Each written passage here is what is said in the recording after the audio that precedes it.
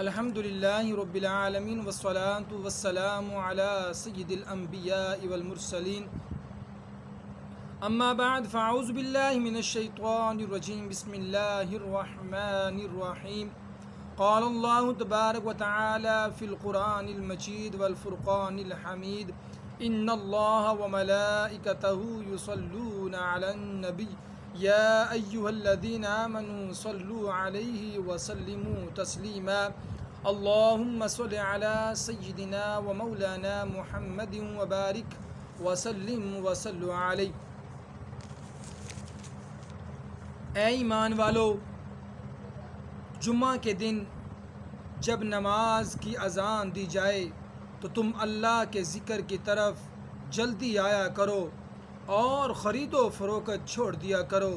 یہ تمہارے لیے بہت ہی بہتر ہے۔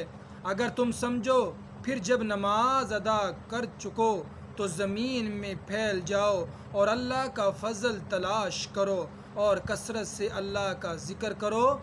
تاکہ تم فلاح پا جاؤ۔ انسان دنیا میں بہتر زندگی گزارنے اور ہر طرح کے عیش و آرام اور دنیاوی اساشات کے حصول کی خاطر ہمہ وقت مصروف عمل رہتا ہے، اور اس کی خواہش ہوتی ہے کہ وہ کم وقت میں زیادہ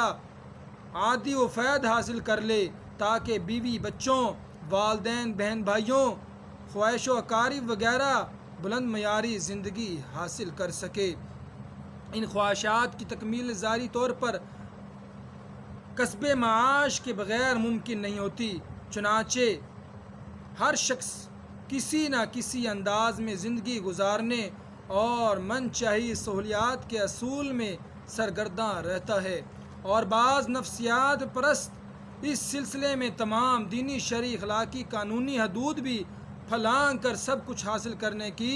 صحیح جد و جہد میں جیتے رہتے ہیں اور بس دنیا کے ہو کر رہ جاتے ہیں، جبکہ سلیم و فطرت بالخصوص اہل ایمان دنیاوی ضروریات کے لیے کسب حلال کو ترجیح دیتے ہیں، اگرچہ ظاہر اس راہ میں مشکلات اور فائد و ثمرات میں کامیابی ہی کیوں نہ ہو،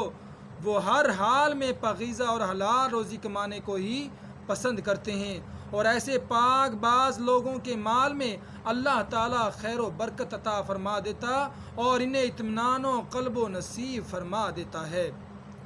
خالق کائنات نے کسب حلال میں بھی اصول و ضوابط بیان کرتے ہوئے ارشاد فرمایا کہ اے اہل ایمان، جمعہ کے دن جب کہ تم خرید و فروخت یعنی کاروبار یا کسب معاش میں مصروف ہو اور اس دوران مؤذن تمہیں نماز کے لیے صدائیں دینا شروع ہو جائے تو سارے کام سمیٹ کر مسجد کا رخ کر لو، یہ عمل تمہارے حق میں تمہارے لیے سب سے زیادہ بہتر ہے۔ حالانکہ اگر خالصتاً مادی نقطۂ نگاہ سے دیکھا جائے تو یہ ظاہر لین دین یا کاروبار بند کرنے سے تو نقصان دکھائی دیتا ہے، لیکن رب کائنات نے تمام سرگرمیوں کی موقوفی اور فریضہ نماز کی ادائیگی کو بہتر قرار دیا ہے، اور یقیناً بھلائی ہے، اور بندہ مومن اس وعدہ ربانی پر یقین کامل رکھتے ہوئے مسجد کا رخ کرتا ہے اور اللہ کی حلال کردہ روزی کو اپنے لیے ناجائز تصور کر لیتا ہے تو رب تعالیٰ بھی اپنے ایسے بندوں کو ناکام و نامراد نہیں کرتا، بلکہ اپنے اطاعت و فرما برداری اور بندہ مومن کی دیانتداری کے ذریعے کسب حلال کے لیے کی جانے والی کوشش بھی اپنی رحمت سے خیر و برکت کا عنصر شامل فرما دیتا ہے، اور ایسے لوگ بظاہر کم مائکی کے باوجود مطمئن مسرور زندگی گزارتے ہیں، جبکہ کسب حرام سے انسان ڈیرواں روپیہ، پیسہ اور دیگر مادی مسائل تو اکٹھے کر لیتا ہے، لیکن اسے اطمینان و قلب کی دولت میسر نہیں آتی، بلکہ وقت دھڑکا لگا رہتا ہے کہ حکومت و قانون کی نظر میں نہ آ جائے یا کسی اور مصیبت میں گرفتار نہ ہو جائے۔ اسی طرح آگے فرمایا کہ جب نماز ادا کر لو تو پھر زمین میں پھیل جاؤ اور رب تعالیٰ کا فضل تلاش کرو، یعنی حصول روزی میں مشغول ہو جاؤ۔ لیکن یاد رکھو اس دوران بھی کثرت سے اللہ کا ذکر کرتے رہو تاکہ تم کامیابی حاصل کرو، یعنی دنیاوی اخروی فوائد فلاح پاؤ۔ مطلب یہ کہ دوران کاروبار یا لین دین میں اللہ کو یاد رکھو۔ جب اللہ تعالیٰ کا تصور ہر وقت موجود رہے گا تو پھر بندہ مومن ناجائز و منافع پر خوری نہیں کرے گا، نہ ہی ذخیرہ اندوزی کے ذریعے قیمتیں بڑھانے اور ہوس زر کا شکار ہوگا۔ جب بندہ مومن کے پیش نظر اپنے خالق و مالک کی ذات ہو تو وہ کسی گاہک کو لا علم رکھ کر نہ سے مال فروخت نہیں کرے گا اور نہ ہی مال سے ناقص مال کو بدلے گا، نہ اپنی ملازمت میں کسی خیانت و بددیانتی کو مرتکب ہوگا اور نہ ہی کسی کو کرپشن، چور بازاری یا رشوت وغیرہ جیسی لعنتوں میں مبتلا ہوگا، بلکہ ہر حال میں بندہ مومن رب تعالیٰ کی خشیت کی بدولت اپنے تمام تر معاملات میں درستی کا پہلو ملحوظ رکھتا ہے۔ اللہ تعالیٰ پوری کائنات بالخصوص انسانوں اور حیوانات، جنات وغیرہ کو پیدا کیا اور ان کی پرورش و پراخت کی ذمہ داری خود اپنے اوپر لازم ٹھہرائی۔ چنانچہ فرمان رب العالمین کا مفہوم ہے زمین میں چلنے پھرنے والوں تمام جانداروں کی روزی اللہ ہی کے ذمہ ہے۔ سورہ ہود: بے شک اللہ تعالیٰ ہی سب کو روزی دینے والا مضبوط طاقت والا ہے۔ ہماری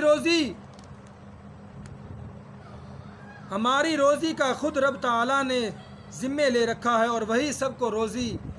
پہنچانے والا ہے۔ اب یہ انسان پر منحصر ہے کہ وہ کسب حلال کے ذریعے اللہ تعالیٰ کو خوشنودی اور خیر و برکت کا حقدار بننا چاہے یا کسب حرام سے دنیا و آخرت کی مصیبتیں اکٹھی کرنا چاہتا ہے۔ حالانکہ انسان کو ملتا وہی ہے جو اس کے مقدر میں لکھ دیا گیا ہے، البتہ اس کے حصول کا اختیار انسان کو دیا گیا ہے، چاہے تو پاکیزہ حلال طریقے سے اپنا مقدر سنوارے یا ناجائز و حرام آمدنی سے ظلم و طغیان کا شکار ہو جائے۔ قرآن مجید میں اس مسئلے کو انتہائی وضاحت سے بیان کر دیا گیا ہے کہ تم تو انسان ہو، تمہیں تو رب تعالیٰ روزی دے گا، وہ تو رب العالمین ہے، تمہیں ہی نہیں بلکہ دیگر مخلوقات کو بھی روزی پہنچاتا ہے۔ تم روزی نہیں دیتے بلکہ انہیں بھی اللہ تعالیٰ ہی رزق فراہم کرتا ہے۔ ایک اور مقام پر ارشاد فرمایا مفہوم ہے، اور ہم نے اس زمین میں تمہارے لیے روزی کے سامان بنائے ہیں اور ان کے لیے بھی جن کو تم روزی نہیں دیتے ہیں بلکہ ہم ہی نے روزی دیتے ہیں۔ اس آیت مبارکہ سے معلوم ہوا کہ ہر جاندار کی روزی رزق اللہ تعالیٰ ہی دینے والا ہے۔ غور کا مقام ہے کہ اللہ تعالیٰ کس انداز میں اپنی مخلوقات کی روزی کا بندوبست کرتا ہے۔ چرند پرند کو دیکھیے کہ رب تعالیٰ کس طرح انہیں رزق پہنچاتا ہے، چوپایوں کو دیکھیے جو ہمارے لیے پیدا کیے گئے، انہیں بھی اللہ ہی رزق دیتا ہے۔ اسی طرح جنگلی درندے اور کیڑے مکوڑے، حشرات والارض،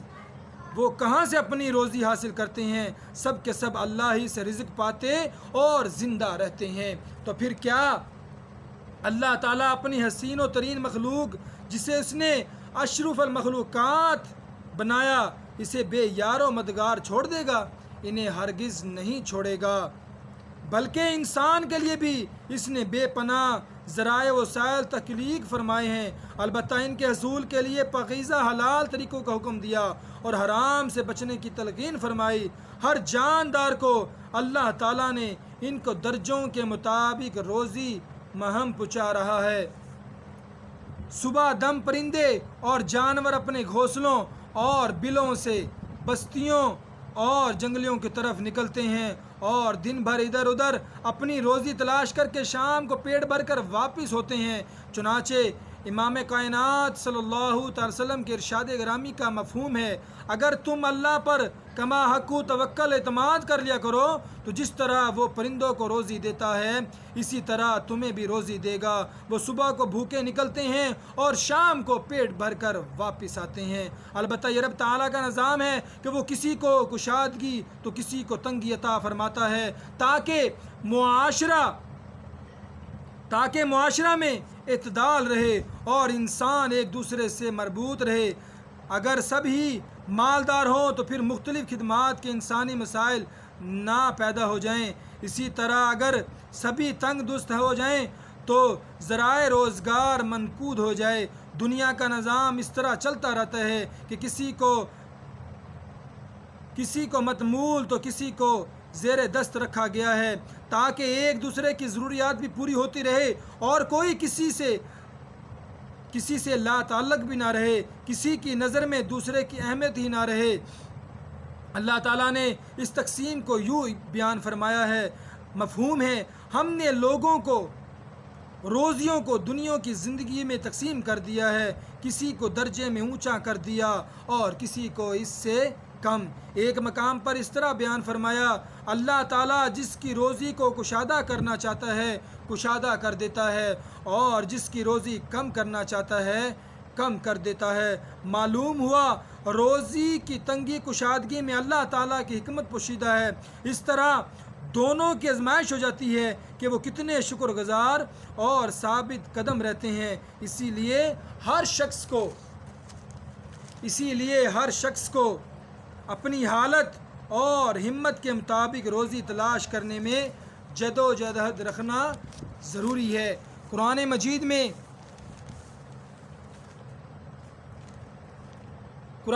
میں محنت و جدوجہد کی ترغیب اس طرح دلائی گئی ہے، مفہوم انسان کو جو کچھ ملتا ہے وہ اس کی سعی و کوشش سے ملتا ہے۔ اسی طرح دوسرے مقام پر یوں فرمایا، وہ اللہ جس نے تمہارے لیے زمین کو مسخر کر دیا کہ تم اس کے راستوں میں چلو اور اس کی دی ہوئی روزی میں سے کھاؤ اور اسی کے پاس مرنے کے بعد زندہ ہو کر جانا ہے۔ معلوم ہوا کہ مقدر کی روزی حاصل کرنے کے لیے جدوجہد کرنا ضروری ہے، ذرائع اختیار کرنا فرض ہے۔ کسب حلال میں بڑی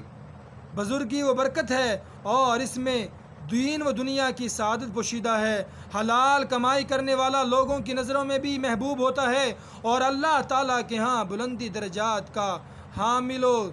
گردانہ جا ہو جاتا ہے اور وہ اسے اپنے محبوب بنا لیتا ہے اور وہ جو عبادت کرنا اسے قبول فرما لیتا ہے، جبکہ حرام کھانے والے کی کوئی عبادت قبول نہیں کی جاتی۔ رحمت عالم صلی اللہ تعالی علیہ وسلم کا فرمان مفہوم ہے،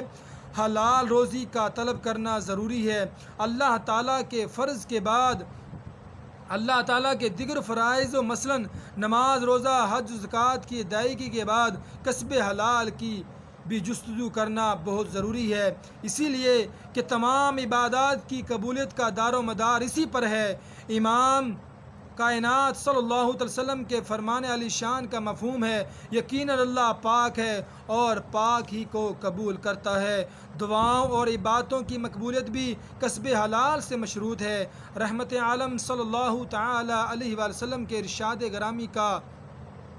مفہوم ہے، جس نے پاکیزہ کمائی دکھائی اور سنت کے مطابق کام کیا اور لوگوں کو اپنی ایذا رسائی سے امن میں رکھا، وہ جنت میں داخل ہوگا۔